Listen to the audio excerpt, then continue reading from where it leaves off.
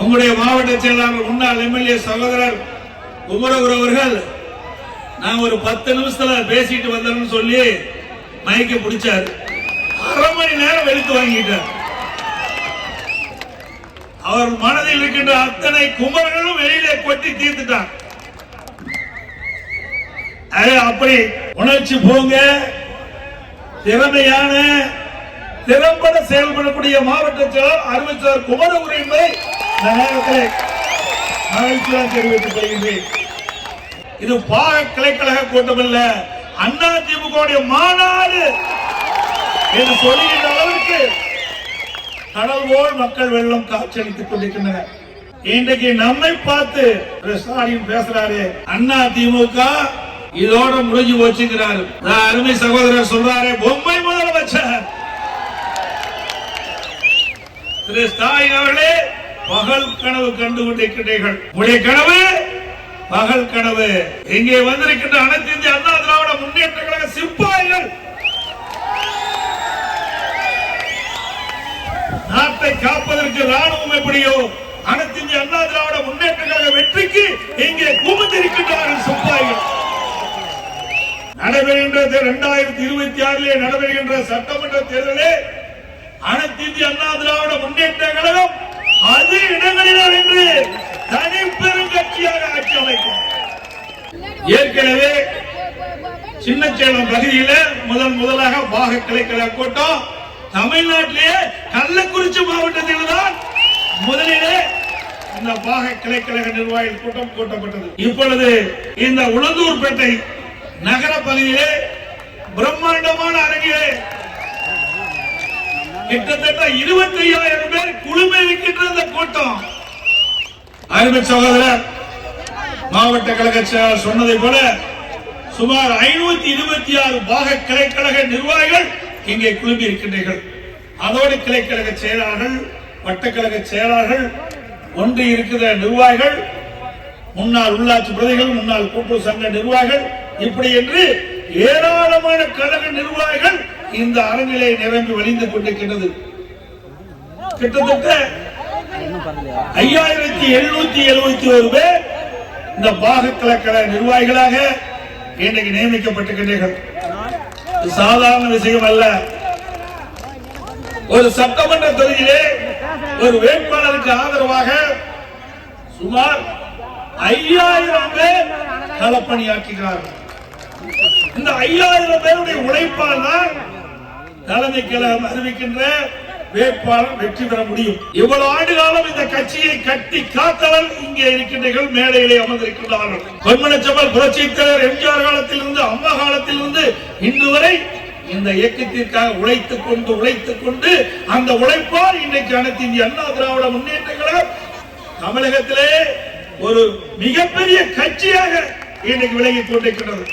என்ன எடுத்துங்க, நான் 33 வயசுல எம்எல்ஏ ஆனேன். 33 வயதிலே நான் எம்எல்ஏ ஆனேன். சில மூத்த நிர்வாகிகள் சில பேர் கேட்கின்றார்கள், ஏன் நாங்கெல்லாம் கட்சியில் இல்லையா? நானும் உங்களோட சேர்ந்தவங்க தான். நமக்கு பின்னால் இந்த இயக்கம் தொடர வேண்டும். அம்மா சட்டமன்றத்திலே சொன்னாங்க, அனைத்து இந்திய அண்ணா திராவிட முன்னேற்ற கழகம் 100 ஆண்டு காலம் தொடரும் என்று சொன்னார்கள். வருகின்ற தேர்தலிலே எதிரிகளை ஓட ஓட விரட்டி வெற்றி கொடியை நாட்ட வேண்டும். தேர்தலிலே எறும்பை போல சுறுசுறுப்பாக, தேனீக்களை போல சுறுசுறுப்பாக செயல்பட்டு தலைமை கழகம் அறிவிக்கின்ற வேட்பாளரை அதிக வாக்கு வித்தியாசத்திலே வெற்றி பெற செய்ய வேண்டும். கள்ளக்குறிச்சி மாவட்டம் என்று சொன்னால் அண்ணா திமுக கோட்டை என்பதை நிரூபித்து காட்ட வேண்டும். தேர்தலிலே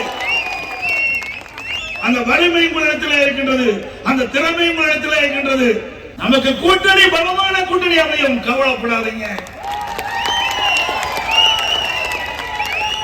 முதல் கட்டமாக பாரதிய ஜனதா கூட்டணி அமைச்சிருக்கிறோம். அதுல கூட ஸ்டாலின் பேசுகிறான், சட்டமன்றத்திலே பேசுறான், ஐயோ ஏன் பாரதிய ஜனதா கட்சியோட கூட்டணி வச்சுட்டீங்களே. நாங்க யாரோட கூட்டணி வச்சா உனக்கு என்னையா கவலை? சொன்ன மாதிரி தம்பி சொன்ன மாதிரி பயம் வந்துடுது, மாவட்டத்தில் சொன்ன மாதிரி பயம் வந்துடுது ஸ்டாலின் அவர்களுக்கு. அனைத்து இந்திய அண்ணா திராவிட முன்னேற்ற கழகம் பாரதிய ஜனதா கட்சியும் கூட்டணி வைத்த உடனே ஸ்டாலினால் பொறுக்க முடியவில்லை. திமுக என்ற தீய சக்தி மக்கள் விரோத அரசை அகற்றப்பட என்பதற்காக நாம் கூட்டணி வைக்கின்றோம். பல பேர் பேசுகின்றார்கள். இன்றைக்கு எதிர்கட்சி வரிசையில் இருக்கின்றவர்கள் பேசுகின்றார்கள். எடப்பாடி பழனிசாமி பாரதிய ஜனதா கட்சியோட கூட்டணி வச்சுட்டாரு. பாரதிய ஜனதா கட்சி அண்ணா திமுக கபலீகரம் செஞ்சு விடுவோம் என்று. அண்ணா திமுக ஒன்றிலாகின்ற கட்சி. அண்ணா திமுக சுமார் 31 ஆண்டு காலம் தமிழகத்தில் ஆட்சி புரிந்த கட்சி. எந்த கொம்பனாலும் அண்ணா திமுகவை கபலீகரம் செய்ய முடியாது. இது உணர்வுபூர்வமான கட்சி. ஒவ்வொரு தொண்டன் உடம்பிலே ஓடுவது அண்ணா திமுக ரத்தம். அண்ணா திமுகவை அழிக்க பொன்மனச்செம்மல் புரட்சித் தலைவர் ஆட்சி காலத்திலே, புரட்சித் தலைவர் இருக்கின்ற காலத்திலே கருணாநிதி எவ்வளவு முயற்சி செய்தார். அத்தனையும் தூள் தூளாக உடைத்த தலைவர் பொன்மனச்செம்மல் புரட்சித் தலைவர் எம்ஜிஆர். எம்ஜிஆர் மறைவுக்கு பிறகு கருணாநிதி அவர்கள் எவ்வளவு முயற்சி செய்தார். அத்தனை முயற்சியும் முறியடித்த தலைவி நம்முடைய இதயம் புரட்சி தலைவி அம்மா. எவ்வளவு பிரச்சனையை உருவாக்கினார்கள் அம்மா. இந்த இயக்கத்துக்கு வந்த போது புரட்சி தலைவர் எம்ஜிஆர் மறைவுக்கு பிறகு இயக்கம் இரண்டாக பிளவுபட்ட போது எப்படியாவது கருணாநிதி துடித்துக் கொண்டிருந்தால் அண்ணா திமுக அழிப்பதற்கு. ஆனால் பொன்மனச்செம்மல் புரட்சி தலைவர் தெய்வ, அந்த தெய்வத்தினுடைய ஆசியாலும் அருளாலும் அண்ணா திமுக ஒன்றாக இணைந்தது. அம்மா மக்களால் மிகப்பெரிய வெற்றி பெற்று ஆட்சி அமைத்தார்கள். கருணாநிதினாலே முடியல, அண்ணா திமுக வீழ்த்த முடியல, உடைக்க முடியல. ஸ்டாலின் அவர்களே, உங்களுடைய கனவு ஒருபோதும் பலிக்காது. இன்னைக்கு அம்மா மறைவுக்கு பிறகு எவ்வளவு முயற்சி செய்து பார்த்தார் ஸ்டாலின் அவர்கள் அண்ணா திமுக உடைக்க. சில சந்தர்ப்பவாதிகள் நன்றாக தெரியும், சில துரோகிகள் எட்டப்பர்கள் திமுகவோடு சேர்ந்து அம்மா ஆட்சி கவனிக்க நினைத்தார்கள். மக்களால், மக்களுடைய ஆதரவால் அண்ணா திமுக சட்டமன்ற உறுப்பினரால் சட்டமன்றத்திலே பெரும்பான்மை நிரூபிக்கப்பட்டு அண்ணா திமுக ஆட்சியை தொடர வைத்தோம். அப்பொழுது கூட ஸ்டாலின் பொறுக்க முடியாம சட்டை கிழிச்சுக்கிட்டு வெளியில போன. அண்ணா திமுக உடைக்க நினைத்தவர்களை சட்டை கிழித்துக் கொண்டு வெளியேறிய காட்சி எல்லா தொலைக்காட்சியிலும் வந்தது. ஸ்டாலின் அவர்களே, 2011 2021 வரை எத்தனை முறை நீங்கள் தோல்விவிட்டீர்கள் என்பதை இன்னும் பார்க்க வேண்டும். 2011 எதிர்கட்சி வரிசையில் கூட அமர முடியாத கட்சி திமுக கட்சி. எங்களை பார்த்து விமர்சனம் செய்வதற்கு எல்லாரும் உங்களுக்கு தகுதி இல்லை. இன்னொன்னு, எப்ப பார்த்தாலும் ஸ்டாலினுடைய ஆட்சியில கொலை, கொள்ள, திருட்டு, வழிப்பறிவு நடக்காத நாளே இல்லை. நீங்க பேப்பர்ல பார்த்தாலும் சரி, தொலைக்காட்சியில் பார்த்தாலும் சரி, பாலி வெண்குடுமை இன்னைக்கு தொடர் கதையாக இருக்குது. அதுக்கு என்ன காரணம்? போதைப் பொருள் விற்பனை, கஞ்சா விற்பனை. இன்னைக்கு தமிழகத்தில் கஞ்சா போதைப் பொருள் தாராளமா எல்லா இடத்துலையும் கிடைக்கும். கிடைக்காத இடமே இல்லை. கஞ்சா போட்டுட்டா சொல்றதுக்கே வாய் கூசுது. 80 வயசு பாட்டி, அது சொல்லக்கூடாது, எனக்கு அசிங்கமா இருக்கு. ஒரு கேவலமான ஆட்சி இந்த ஆட்சி. நம்முடைய இளைஞர்கள் அந்த கஞ்சாவுக்கு அடிமையாகி, போதைக்கு அடிமையாகி என்ன செய்வது என்றே தெரியாமல் தவறு செய்து கொண்டிருக்கின்ற காட்சி இந்த ஆட்சியில பார்க்க முடியாது. அதை கட்டுப்படுத்த இந்த ஆட்சியால் முடியவில்லை. இங்கே சொன்னாங்களே, பொம்மை முதலமைச்சர் ஆகும் போது எப்படி கட்டுப்படுத்த முடியும்? முடியாது. ஆகவேதான் மக்கள் ஒரு ஆட்சி இன்றைக்கு தமிழகத்தில் நடைபெற்றுக் கொண்டிருக்கிறார். அதோடு எங்க பார்த்தாலும் லஞ்சம், லஞ்சம் இல்லாத இடமே கிடையாது. பத்திரப்பதிவுக்கு போனீங்கன்னா முதல் பணம் இருக்குதான்னு தான் கேட்கிறோம். நம்ம சொத்தை விற்க போனாலும் சரி, வாங்க போனாலும் சரி, முதலுக்கு கப்பம் கட்ட வேண்டியது அந்த பத்திரப்பதிவு ஆபீஸ். அங்கதான் பார்த்தா எல்லா அலுவலகத்திலும் லஞ்சம் தாண்டவமாடு. லஞ்சம் இல்லாத இடமே கிடையாது. Commission, collection, correction. இந்த ஆட்சியில் அதுதான் பார்க்க முடியும். என்னங்க? Commission, collection, corruption. இதுதான் இந்த ஆட்சியில பார்க்க முடியுது. திமுகவுடைய 4 ஆண்டுகால சாதனை இந்த கமிஷன், கலெக்ஷன், கரப்ஷன். இதுதான் திமுகவுடைய 4 ஆண்டுகால மிகப்பெரிய சாதனை. இன்றைக்கு 2 வருடத்திற்கு முன்பு, 2 வருஷம் முன்பு நிதியமைச்சர் திரு பழனிவேல் தியாகராஜன் என்பவர் ஒரு ஆடியோல ஒரு கருத்து தெரிவித்தார். வலைதளங்கள் பூரா வந்தது, நீங்க எல்லாம் பார்த்திருப்பீங்க. என்ன சொன்னார்? அருமையா சொன்னார். என்னோட உங்களுக்கு அதிகமா தெரிஞ்சிருக்குது. அந்த ஆடியோல அந்த கருத்து நாம சொல்லல, ஆடியோல அந்த கருத்து திரு சபரீஸ் அவர்களும் திரு உதயநிதி அவர்களும் 30,000 கோடி வைத்துக் கொண்டு என்ன செய்வது என்று தடுமாறி கொண்டிருக்கிறார் என்ற செய்தி ஒரு நிதியமைச்சர் மூலமாக வலைதளங்களிலே வந்த செய்தி.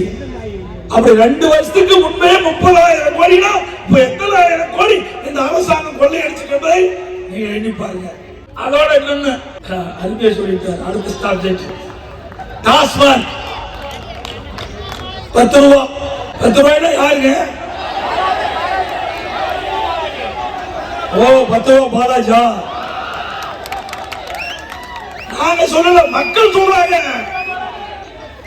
ஏழை மக்கள் இரவுகள் வராமல் ரத்தத்தை வேர்வையாக சிந்தி உழைக்கின்ற அந்த உழைப்பாளி அங்க கடைக்கு போய் அந்த வாட்டர் பாட்டில் வாங்கினா 10 ரூபாய் கொடுத்தா தான் அந்த பாட்டில் கொடுக்குறான். இப்படி அநியாயம் நடக்கின்ற கட்சி ஆட்சி திமுக ஆட்சி. அதனாலதாங்க அவர் போய் 453 நாள் உள்ள இருந்திருக்காரு.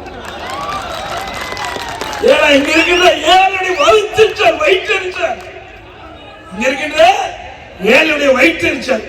ஆக எங்க கிட்ட போய் 10 ரூபாய் வாங்கலையா அப்படின்னு ஒவ்வொரு முறையும் கடைக்கு போகும்போதெல்லாம் சொல்லிட்டு போனாங்க. ஆண்டவன் பார்த்தாங்க, உனக்கு சரியான தண்டனை கொடுக்குவேன்னு அவருக்கு 453 நாள் எங்க இருந்தாரு? ஜெயில இருந்தாரா? 10 ரூபாய்னா சாதாரண நினைச்சுக்காதீங்க.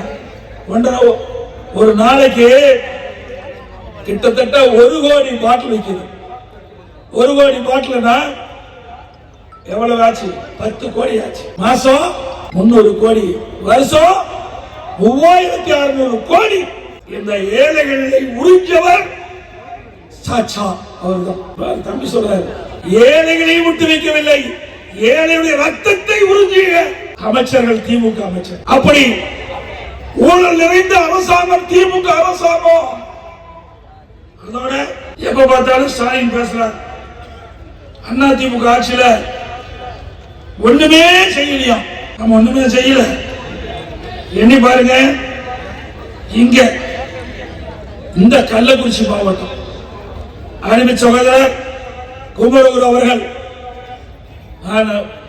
முதலமைச்சர் இருக்கும் போது அடிக்கடி வந்து சொல்லுவார், அண்ணா கள்ளக்குறிச்சியை தலைவரமாக கொண்டு ஒரு மாவட்டத்தை பிரிச்சு கொடுங்க. உடனடியாக அதிமுக அரசாங்கம் அந்த விழுப்புரம் மாவட்டத்தில் இருந்து தனியா பிரிச்சு 5 சட்டமன்ற உறுப்பினரை எடுத்து கள்ளக்குறிச்சியை தலைவரமாக கொண்டு புதிய மாவட்டத்தை உருவாக்கி தந்தோம். அதோட நிக்கல.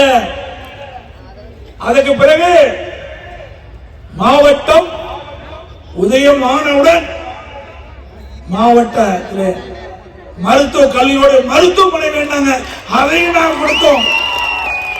400 கோடி பிரம்மாண்டமான அரசு மருத்துவக் கல்லூரி மருத்துவமனை கொடுத்தோம். அவர் பொண்ணு டாக்டர். இப்படி இந்த மாவட்டத்துடைய வளர்ச்சிக்காக பாடுபட்ட அரசாங்கம் அதிமுக அரசாங்கம். ஸ்டாலின் அவர்களே, எங்களுடைய ஆட்சியில ஒண்ணு செய்யல. எத்தனை பாலங்கள், எத்தனை சாலைகள், தடுப்பணைகள் எல்லாம் நாங்கள் கொடுத்தோம். அதற்கு மேலாக உங்களுடைய மாவட்ட எல்லையில பிரம்மாண்டமாக 1000 கோடியில 1050 ஏக்கர்ல கால்நடை பூங்கா உருவாக்கி கொடுத்தோம். நீங்க உங்களுடைய மாவட்டத்தில் தான் அதிகமா பயனளிக்கும். ஏன்னா சேலம் மாவட்டத்தில் எடப்பாடிக்கு 136 கிலோமீட்டர். ஆக பிரம்மாண்டமான கால்நடை பூங்கா உங்களுடைய மாவட்டத்தினுடைய எல்லையில் இருக்குது. இவ்வளவு பெரிய கால்நடை பூங்காவை கட்டி கொடுத்தோம். இதுவரைக்கும் முழுமையா திறக்காத அரசாங்கம் ஸ்டாலின் மாடல் அரசாங்கம். பலமுறை சட்டமன்றத்தில் பேசிட்டேன், அறிக்கை வெளியிட்டேன். அண்ணா திமுக ஆட்சியிலே கொண்டு வரப்பட்ட திட்டம் என்ற ஒரே காரணத்திற்காக அந்த கால்நடை பூங்காவை திறக்கவே இல்லை. அந்த விவசாயிகளுக்கு ஒரு மிகப்பெரிய வரப்பிரசாதம் அந்த கால்நடை பூங்காவிலே. கால்நடை ஆராய்ச்சி நிலையம். நான் வெளிநாடு போயிருந்த போது, அமெரிக்கா சென்ற போது பஃபலோ அங்க அந்த கால்நடையில போய் பார்த்தோம். பஃபலோ பால் பண்ணையில போய் அங்க இருக்கின்ற பசுகள் எல்லாம் பார்த்தோம். ஒரு பசு ஒரு நாளைக்கு 65 லிட்டர் பால் கொடுக்குது. அதே மாதிரி நம்முடைய மாவட்டத்தில், நம்முடைய தமிழ்நாட்டில் தலைவாசல் கெங்கவெளி சட்டமன்ற தொகுதியில நம்முடைய கள்ளக்குறிச்சி மாவட்டத்தில் எல்லையில ஒரு மிகப்பெரிய கால்நடை பூங்காவை உருவாக்க வேண்டும் என்று உருவாக்கி முதல் கட்டமாக நான் திறந்தேன். அந்த கால்நடை மருத்துவக் கல்லூரியை திறந்தேன். அதற்கு பிறகு 4 ஆண்டு காலமாக பூட்டி கிடப்பிலே போட்ட அரசாங்கம் திமுக அரசாங்கம்.